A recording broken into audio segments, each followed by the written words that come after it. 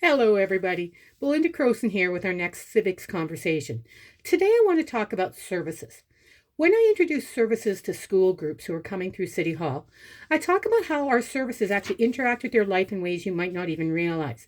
From simply turning on the light in the morning, of course, the city doesn't create the electricity, but we make sure it gets to your house, to the use of parks and sidewalks, to skating rinks, etc. All of those are services provided by the city. Most of them run wonderfully, and people don't even recognize that they're happening around them. But if they disappear, you would absolutely notice. There's an old saying that if the federal government disappeared, most Canadians would figure that out in about a month, unless, of course, they pay you and you're one of the staff. Then you'd notice pretty quickly. If the provincial government disappeared, you'd probably notice in about a week. But if the city government disappeared, you would notice immediately or within at least an hour because we offer those everyday services that interact with your life.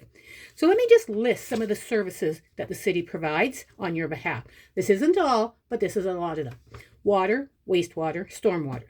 Roads and transportation, including roads, sidewalks, snow clearing, street sweeping, and traffic control. Garbage, recycling, compost. Emergency services such as police, fire, and for the time being, ambulance. Planning and development, including zoning, permits, and inspections. Parks and green spaces, such as parks, trails, and cemeteries. Recreation services, including arenas, sports fields, the sportsplex, the soccer center. Public works, including infrastructure maintenance and operations. Fleet and equipment maintenance. Bylaw enforcement and community standards. Community economic development. Communications and public information. Transit and accessoride. Electrical department. Legislative and governance services, including elections, meetings, and access to information.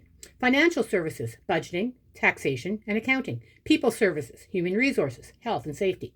Information technology, the Lethbridge Public Library, the Galt Museum and Archives, the Helen Schuler Nature Center. Community Services Department, including housing, grants, community well-being. Parking enforcement, taxation and assessment, 311, animal services. And as I said, more on this list than I can actually tell you all today.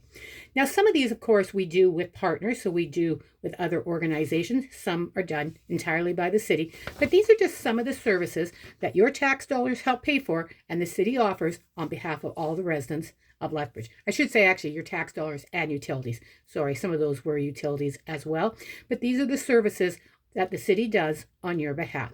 As always, if you have questions, comments, or suggestions for future civics conversations, please let me know, and I'll talk to you soon. Bye.